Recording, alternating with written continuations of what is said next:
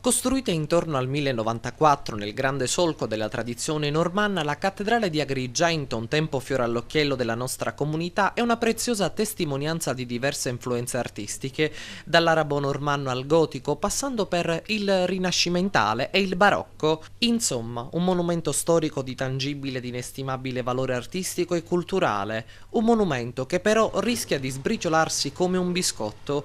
Dal febbraio 2011 la cattedrale è chiusa al pubblico, puntellata per l'evidente rischio crollo, sulle pareti crepe enormi che manifestano l'evidente stato di degrado. 20 milioni di euro erano stati stanziati dalla regione per il recupero della cattedrale, ma a causa dei tagli effettuati dal governo, ad Agrigento ne sono stati scippati 15. La rimanenza di 5 milioni non è sufficiente per ristabilire l'agibilità della struttura.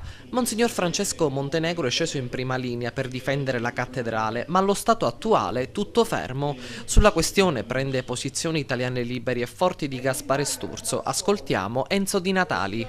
Il nostro è un appello anzitutto agli uomini di cultura per impedire questo scempio, perché la cattedrale di Agrigento ha la gloria, l'onore di continuare la sua esistenza lungo i secoli.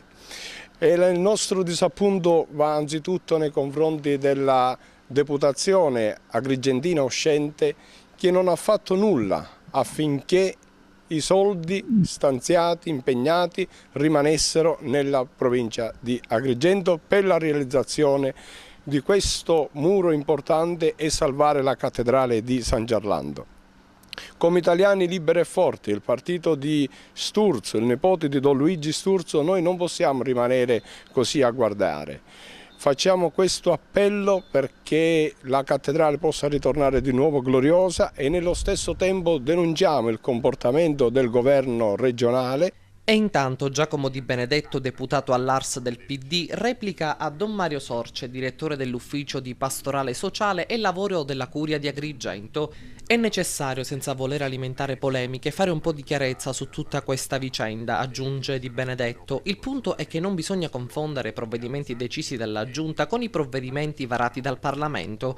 La scelta di dirottare le somme previste per Agrigento verso Messina, passaggio chiave, centrale del giusto richiamo di Padre Sorce, prosegue il parlamentare agrigentino del PD, è stata fatta in assoluta autonomia dal governo lombardo, nei confronti del quale io personalmente mi sono posto sin dall'inizio a debita distanza e verso il quale oggi il mio partito è all'opposizione. La battaglia pro centro storico di Agrigento mi ha visto sempre in prima linea, come d'altronde lo è stato il Partito Democratico. Insomma, senza andare troppo nei dettagli, conclude Di Benedetto, noi la nostra parte l'abbiamo fatta, sparare nel mucchio non giova a nessuno.